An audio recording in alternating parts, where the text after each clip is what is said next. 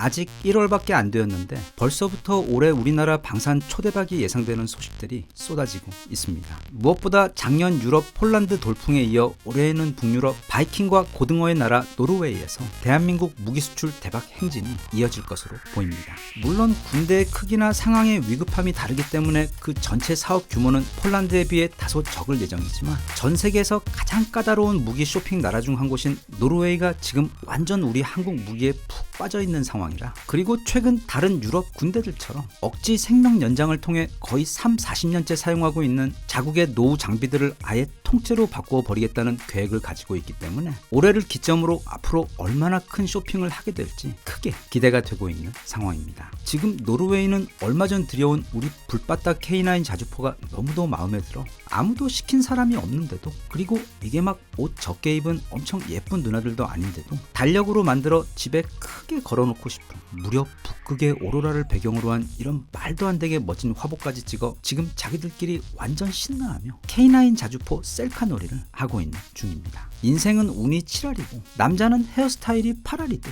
사진은 또 조명이 거의 전부인데 이건 뭐 전세계 그 누구도 이길 수 없는 무려 북극 오로라 조명 아래서 촬영한 사진들입니다. 저런 환상적인 조명 아래서 저 같은 오징어도 손석구가 될 수 있을 정도로 아름다울 텐데, 신비로운 북극의 하얀 설원과 그 뒤로 보이는 거대한 아이스크림 같은 산들, 그리고 그 위로 마치 CG처럼 휘감고 있는 몽환적인 오로라 배경 때문에 이건 태어나서 지금까지 보아온 모든 군사모기 화보들 가운데 어쩌면 가장 아름답고 멋진 사진이 아닌가 싶습니다. 한편 우리 K9은 노르웨이 여군들에게도 엄청 인기입니다. 참고로 노르웨이는 양성평등이 워낙 강한 나라라서 이스라엘처럼 여자들도 의무적으로 1년간 군대를 갑니다. 얼마 전 노르웨이에 올라온 한 영상을 보면 안 그래도 노르웨이 병사들 사이 크게 이슈가 되며 이야기거리가 되고 있는 우리 K9 자주포의 성능 시험장에서 많은 노르웨이 병사들이 K9 구경하려고 주변에 쫙 몰려들었는데, K9이 그 불바다를 발사하며 땅을 울리며 굉음을 낼 때마다 바로 그 옆에서 엘사 닮은 아주 예쁜 노르웨이 여군 누나들이 마치 무슨 연예인 만난 것처럼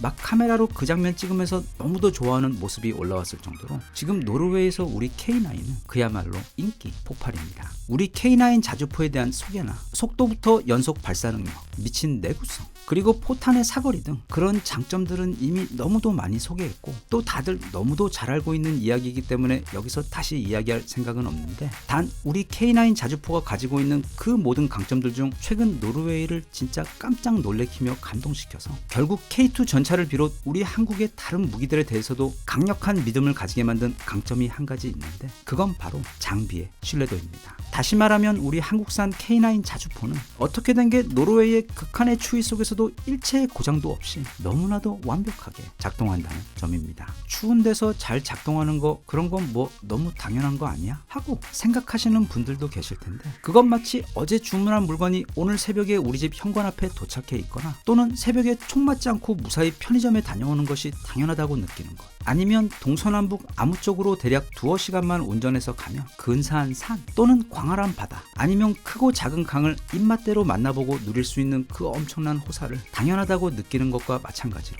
큰 착각입니다. 그건 우리가 한국에서 태어나 살고 있기 때문에 누리고 있는 매우 감사하고 귀한 호사들인데, 이 자주포의 세계에서도 어디에서든 그리고 어떤 환경에서든 고장 없이 최고의 성능을 충실히 발휘해주는 우리 K9의 그 좀비 같은 생존력 또한 전 세계에서 우리 무기가 유일하게 가지고 있는 아주 특별한 능력입니다. 우리는 다들 너무 바쁘기 때문에 따로 시간을 내서 노르웨이에 대해 공부하지는 않을 것이기 때문에, 그러니까 진짜 말 징그럽게 안 듣고 맨날 밖으로만 놀러 다니느라 도통 얼굴을 볼 수 없는 말썽쟁이 아들에게 꼭 필요한 잔소리를 해야 할 때, 그래서 녀석이 딱 밥 먹을 그때 그 찰나의 기회를 노려 필요한 잔소리를 하는 엄마의 마음처럼 아주 간단하게 노르웨이에 대해 소개하자면 이런 재밌는 부분들이 있습니다. 일단 노르웨이는 희한하게도 우리랑은 별 인연이 없는 그 노벨상의 나라입니다. 화학자 알프레드 노벨이 자신이 다이너마이트라는 화학을 발명하는 바람에 전쟁에서 수많은 사람들이 죽게 된 것을 참여하며 유언으로 자기 전 재산의 약 95%를 기부하여 설립한 것이 바로 노벨상 재단입니다. 그리고 현대적 미학의 눈으로 보아도 세련되기 그지없는 최고의 화가 뭉크의 나라이기도 하며, 또 디즈니 겨울왕국의 바탕이 된 나라이고, 게다가 진짜 집 밖에서는 눈싸움 외에 아무것도 할 게 없는 지구에서 가장 심심한 나라이다 보니 전 세계 1위 체스 플레이어를 보유하고 자리하고 있는 체스 강국이기도 하며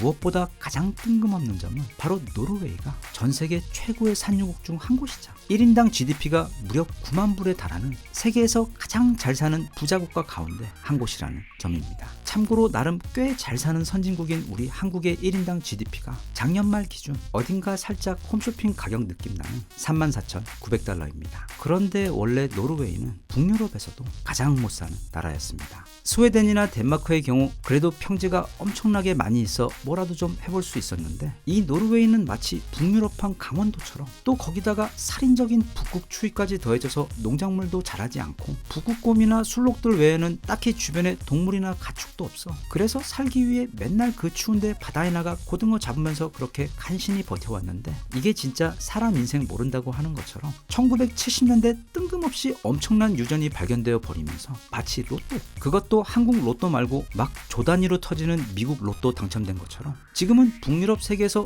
영원한 일진 짱과 같았던 스웨덴보다도 훨씬 더 잘 살고 또 국민들의 삶 역시 엄청나게 풍요로운 부자 나라가 된 케이스입니다. 또한 앞서도 말했듯 거긴 남녀가 너무 평등해서 이스라엘처럼 여자들도 다 최소 1년씩 의무적으로 군에 갑니다. 그리고 노르웨이란 이름은 영어식 이름으로 만들어진 것인데 그 이름의 어원에는 많은 자잘한 이야기들이 있지만 크게 보면 북으로 가는 길이라는 뜻입니다. 영어에서 북쪽을 뜻하는 놀스의 노르와 길을 뜻하는 웨이가 합해져 만들어진 이름이 바로 노르웨이입니다. 노르웨이는 저기 남미에 있는 칠레처럼 북유럽 왼쪽에 남북으로 아주 길게 걸쳐져 있는 나라입니다. 거기서 조금만 더 위로 올라가면 무려 북극입니다. 거기는 원래는 사람이 살 수 없는 동네이고 또 살아서도 안 되는 동네인데 그래서 그 옛날 거기에 살던 덩치는 엄청 크고 험악한 아저씨들인데 막 안 어울리게 예쁜 긴 금발 머리까지 삐삐처럼 따서 진짜 더 무서웠던 바이킹들은 거기서는 농작물도 기를 수 없고 또 뭘 사냥할 동물도 거의 보이지 않다 보니까 맨날 아래로 내려와 약탈을 해야만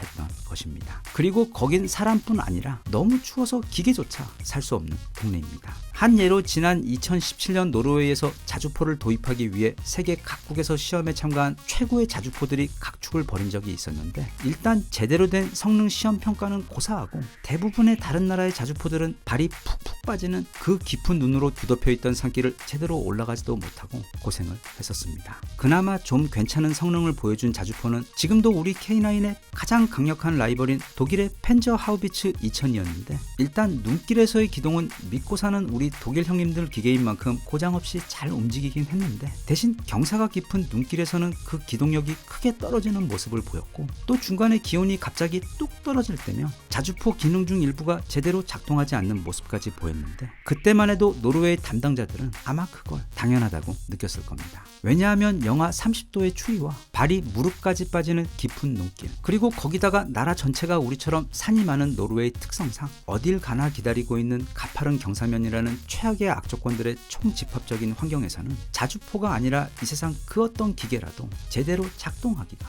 힘들었기 때문입니다. 참고로 그때까지 노르웨이가 사용하고 있던 자주포는 미국의 M109 자주포로 무려 1960년대 후반에 개발되어 나토국들에게 보급되었던 거의 공용 친구 화석 수준의 기계들이었기 때문에 그런 문제들과 불편함은 아마 당연하다고 여겼던 것 같습니다. 그런데 저기 동양 어딘가에 있다는 그 김치 먹는 외계인들이 만든 이 자주포는 노르웨이가 그때까지 한 번도 목격한 적 없었던 수준의 말도 안 되게 안정적인 성능을 보여주었습니다. 일단 눈이 조금 깔린 일반 설원을 달릴 때에는 거의 평지와 비슷한 수준인 시속 67km 수준으로 가볍게 달려주었는데 그러다가 두꺼운 눈으로 덮여있는 깊은 산속 비포장 언덕길을 만나게 돼도 마치 고속도로를 달리듯 무려 시속 40km라는 엄청난 속도로 주파를 해버리는 모습으로 당시 노르웨이 담당자들을 놀래켜버렸습니다. 그리고 무엇보다 그 길고도 험난한 성능 테스트를 진행하면서 중간에 아주 잠깐 3주간의 짧은 훈련을 받은 노르웨이 병사들이 작은 실수를 하여 시동이 한번 꺼진 적이 있었을 뿐 테스트가 진행되던 그 수주간의 기간 동안 총 720km의 설원을 달리며 모든 종류의 기동 실험과 사격까지 완벽하게 소화하면서 독일의 자주포를 포함 다른 나라의 자주포들이 모두 다 퍼지고 있는 동안 단 한 번도 기능 불능을 일으킨 적이 없었을 정도로 테스트 최종 결과 기동, 사격, 정비, 적재 등 모든 부분에서 최우수 성적을 거두며 압도적으로 1등을 달성했습니다. 사실 이건 뭐 우리 K9 자주포 입장에서는 고향 한국에서 뛰어놀던 그 산이랑 또 그 겨울 환경이랑 하늘에 중국산 황사 대신 아주 예쁜 오로라가 있다는 것 외에는 어쩌면 여기가 좀 더 만만한 환경이었다고 생각했을 정도로 별로 대단한 것도 아니었을 것 같습니다. 자고로 이 무기라는 것은 한국에서만 되면 지구 어디에서도 됩니다. 그리고 그때 깜짝 놀란 노르웨이는 그 자리에서 즉시 구매 확정 버튼을 눌러버렸는데, 그래서 지난 2017년 노르웨이는 우리 K9 자주포를 24문, 그리고 그 K9 전용 탄약 배달 장갑차인 K10 탄약 운반 장갑차를 6대나 도입했는데, 그게 또 실제로 가져다가 써보고 나니까 너무 만족스러워서 작년 말 추가로 더 많은 K9과 K10을 구입하기로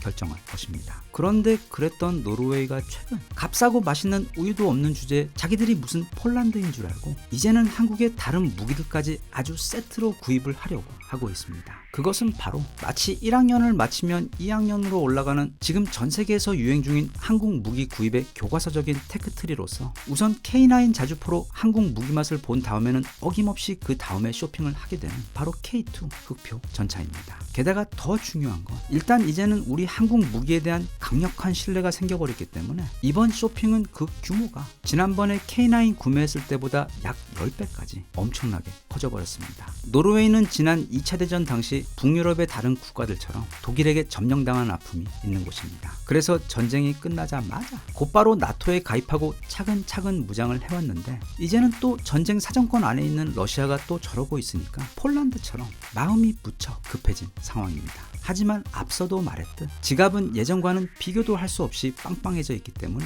최근 들어, 그리고 아마 앞으로도 계속 엄청난 무기 쇼핑을 할 예정입니다. 지금 노르웨이가 교체해야 할 핵심 무기는 전차인데 바로 독일산 레오파드입니다. 그런데 그게 가장 최신식 레오파드가 아니라 지금 레오파드의 거의 증조 할아버지쯤 되는 아주 오래된 모델입니다. 그래서 이번에 그 전차 전력 전부 다를 교체할 계획으로 그 총 규모가 거의 3조 원에 가깝습니다. 요즘에는 너무 돈 가치가 흔해져서 어근임이 재벌집 막내 아들 같은 귀여운 느낌이고 수천억 또는 수십조 원 같은 단위를 흔하게 접하다 보니까 이 3조 원이라는 액수가 그리 큰 계약처럼 느껴지지 않을 수도 있는데, 물건을 팔아서 그 큰 돈을 번다는 것은 물론 그 돈의 크기 자체도 어마어마하지만 일단 물건 자체가 진짜 끝내주게 좋지 않는 이상 절대로 상상조차 할 수 없는 꿈의 액수입니다. 아무튼 그렇게 현재 노르웨이가 우리 K2 흑표의 도입에 엄청 적극적인 상황에서 이번에도 또 함께 그 최종 후보가 되어 경쟁을 하게 될 국가는 바로 독일입니다. 사실은 작년 초부터 진행되어 온 노르웨이군 신형 전차 수주전에서 우리 흑표는 최신형 독일 KMW 레오파드 전차와 경합을 벌이고 있는데, 이들은 바로 최근까지도 동계 시험 평가를 진행한 것으로 알려졌습니다. 그 결과 앞서 K9 자주포가 단지 스펙만이 아닌 실전 테스트에서 그 엄청난 신뢰성으로 경쟁자들을 압도해버리며 수주를 따낸 것처럼 이번 전차 경쟁에서도 우리 K2 흑표가 기동시험과 사격시험 모두에서 최고의 성능을 보여주며 압도적인 1위를 달리고 있는 상황이라, 이에 대해 최근 우리 방산업계 담당자는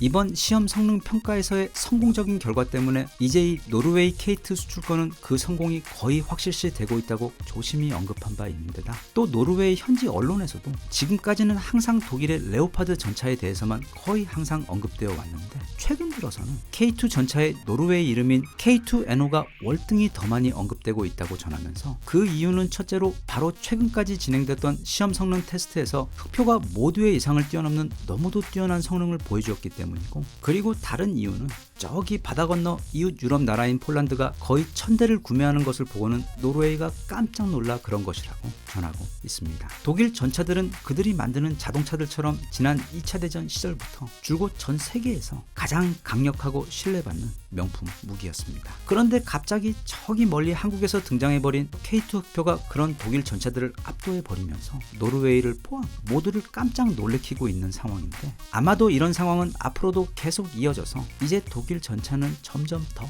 우리 전차에게 상대가 되지 않을 것으로 보입니다. 거기에는 아주 중요한 기술적인 이유가 한 가지 있는데 바로 설계의 확장성 때문입니다. 우리 K2의 경우 지난 2007년도 공개된 것으로 세계 무기 역사에서 보면 상당히 최신식 설계를 가지고 있으며 사실상 전 세계 전차들 중 가장 최신식 전차에 가깝습니다. 반면 레오파드의 경우 1980년대 개발한 것을 계속해서 개량하며 이어오고 있는 것으로, 거기서 오는 가장 큰 차이점은 요즘 들어 방산 기술이 엄청나게 발전하며 이런저런 첨단 신기술, 그리고 그리고 새로운 최신식 장비들이 등장하고 있는 상황에서 옛날에 설계한 레오파드의 경우 설계상 여유 공간이 거의 없어 그런 첨단 장비들을 구겨 넣기에는 한계가 있다는 점입니다. 반대로 우리 K2는 그런 미래의 확장성까지 모두 고려해 설계를 한 경우라 좋은 기술이 등장할 때마다 자기 것으로 금방 흡수하며 더 강해질 수가 있습니다. 게다가 승무원을 위한 공간도 K2는 여러 전자기기의 도움으로 단 3명으로 운영이 되지만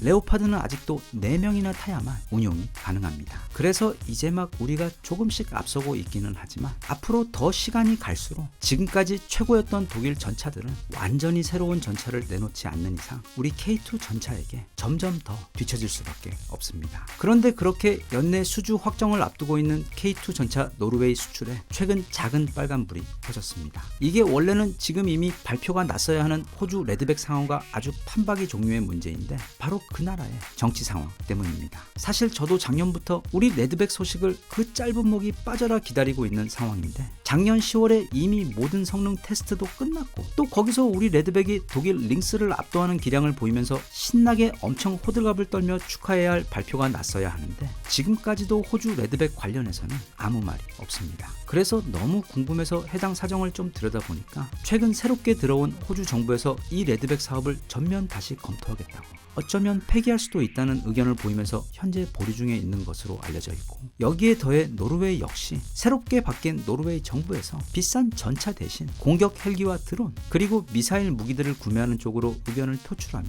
잠시 브레이크가 걸려있는 상황입니다. 게다가 또 그것과는 별개의 또 다른 속사정이 있는데 사실 노르웨이가 작년에 우리와 K2 전차 수출권에 대한 협상을 진행할 때 자기들이 우리 K2 전차를 대량으로 도입하는 대신 우리는 또 노르웨이가 만든 NSM 대함 미사일과 RCWS 원격 조작 화기 체계를 한국이 수입을 해서 한 방향 수출이 아닌 서로 맞교환 수준으로 진행을 요구한 바 있습니다. 전 세계 최고 미사일 강국인 한국의 입장에서는 이게 얼토당토 않는 제안이어서 그 협상을 거절했는데 아마도 지금 이렇게 다 된 밥을 뜨지 않고 계속 뜸을 들이는 것은 마치 당근에서 만나 쿨한 거래하겠다고 해서 지하철 타고 먼 동네까지 왔는데 막상 만나고 나니까 인간이 살아가며 절대로 하지 말아야 할 8대 죄악 중 하나인 현장 내고를 하는 것 수준으로 아마도 지난번 거절당한 그 맞교환 절충안을 한 번 더 밀어보려고 또는 가격을 좀 더 깎아보려고 즉 최종 협상력을 높이기 위해 지금 저러는 것이 아닌가 하는 분석도 나오고 있는 상황입니다. 대략 이게 현재 노르웨이 K2 전차 수출과 또 호주 레드백 수출권과 관련된 그 비하인드 스토리이자 지금 상황인데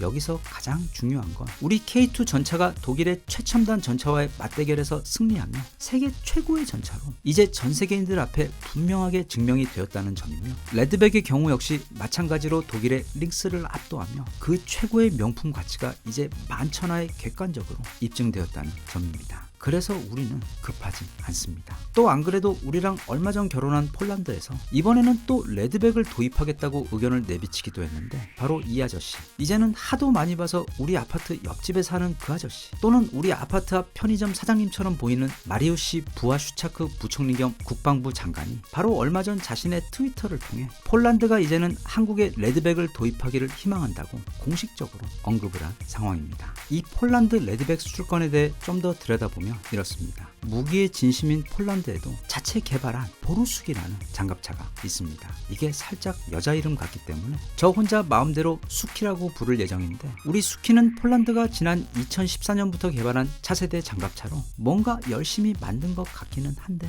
무게도 무장도 또 기동 속도나 장갑의 신뢰성도 우리 레드백의 딱 절반밖에 되지 않습니다. 그래서 최근 폴란드에서는 그런 수키 대신 이왕 한국산으로 큰맘 먹고 머리부터 발끝까지 진짜 완전 깔맞춤하고 있는 상황이니까 한국이 가장 최근에 개발한 그 명품 장갑차 호주의 그 혹독한 성능 테스트에서도 이제는 그 객관적인 성능까지 입증되어 버린 레드백을 도입하는 것으로 최근 의견이 모아지며 언제나 말보다는 행동으로 보여주는 상남자 폴란드답게 이미 작년 말부터 폴란드 육군 제18 기계화 사단에서 레드백을 가져다가 실전 테스트까지 진행하고 있는 중입니다. 그리고 아주 당연히 그 테스트의 결과는 엄청나게 만족스러웠고 그래서 테스트를 진행했던 폴란드 육군 부대의 지휘관은 테스트 직후 한국의 레드백은 현대 전장에서 전쟁에서 요구되는 모든 강점들을 전부 가지고 있는 현 시점 세계 최고의 차세대 장갑차라고 인터뷰를 한 바 있으며, 특히 모든 사용법이 직관적이고 짧은 훈련만 받고도 간편하게 작동할 수 있었다며 칭찬을 아끼지 않았습니다.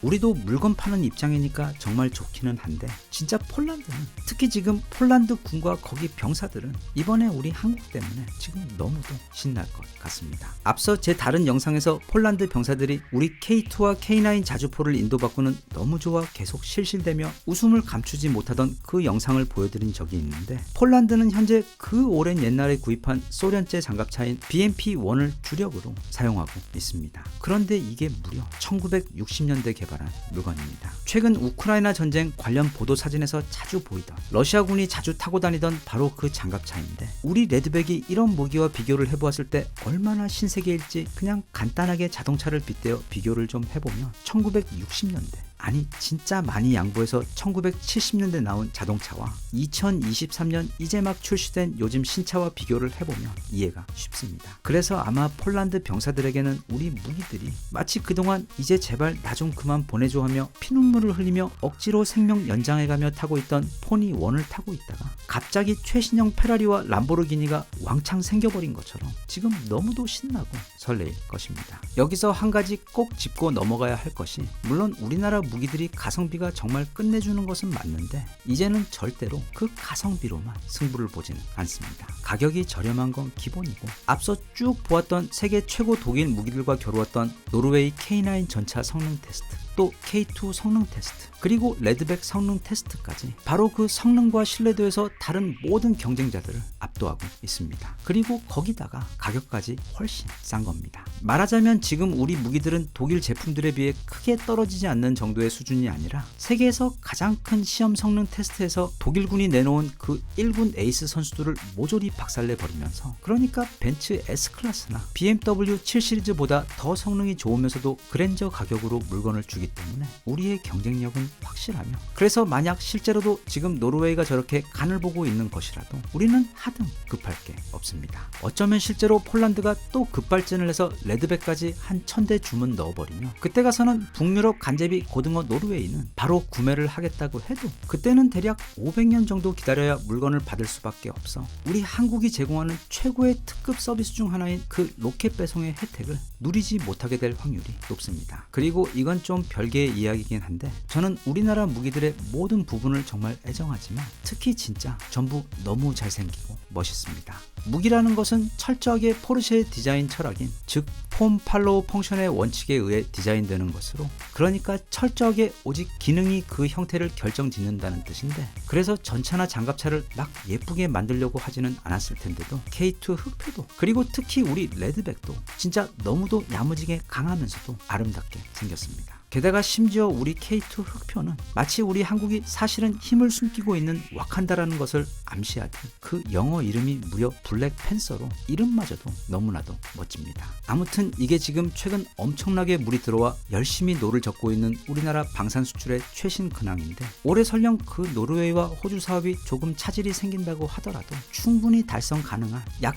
22조 원어치의 수출 계획을 가지고 있습니다. 참고로 작년에 우리가 이뤄낸 그 역대급 최고 방산 수출 기록이 바로 22조 원이었고, 올해도 최소한 그 정도의 수출을 달성할 예정입니다. 그리고 지난 2021년도도 정말 좋았는데 그때는 9조 원이었습니다. 다시 말하면 바로 작년부터 지금 우리에겐 한국 방산산업에 다시 없는 최고의 황금기가 이제 막 도래하고 있는 중입니다. 현장 내고 중인 노르웨이 외 폴란드가 레드백 계약 대기 중에 있고, 폴란드 쇼핑하는 것 보고 자신감을 얻은 주변의 귀염둥이 국가들인 에스토니아와 루마니아도 이미 K9 구매 계약을 한 상황이어서 올해도 유럽에서만 최소 10조 원어치 이상 계약이 터질 예정이며, 거기다가 올해 초 중동에서는 UAE가 천궁2를 약 4조 원어치나 구입하기로 계약을 확정지었고, 얼마 전 한국에 왔던 빈살만 큰형님 역시 천궁2에다가 제가 정말 좋아하는 무기인 K30 비오 복합까지 약 5조 원어치 구입 의견을 내비친 상태입니다. 상태여서 이걸 전부 다 합하면 중동에서만 또 무려 9조 원 넘게 계약이 들어오게 됩니다.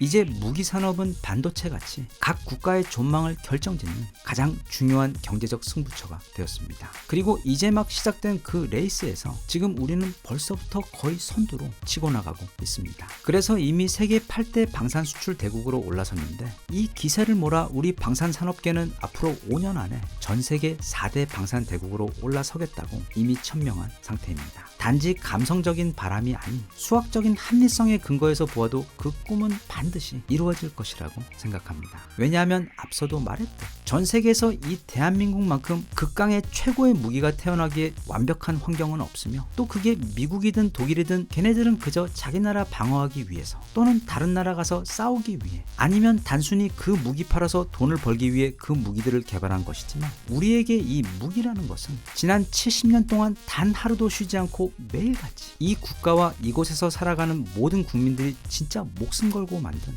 누구든 감히 다시 우리에게 싸움을 거는 날에는 너희든 우리든 그중 한쪽은 반드시 멸망할 때까지 끝까지 가겠다는 무시무시한 총력전을 위해 만들어낸 최종 무기들이기 때문에 만약 그 비장한 마음 변치 않고 앞으로도 계속 그렇게 운명을 건 총력전을 준비하는 마음으로 이 무기 발전을 이어간다면 곧 이 지구상에서 우리 대한민국 무기보다 더 좋은 무기는 없을 것이라고 생각합니다. 우리 무기가 전 세계로 퍼지며 세계를 무장시켜서 그 덕분에 이 지구에서 전쟁이라는 단어가 완전히 사라지는 날이 하루빨리 오기를 기대합니다. 대한민국 만세. 감사합니다.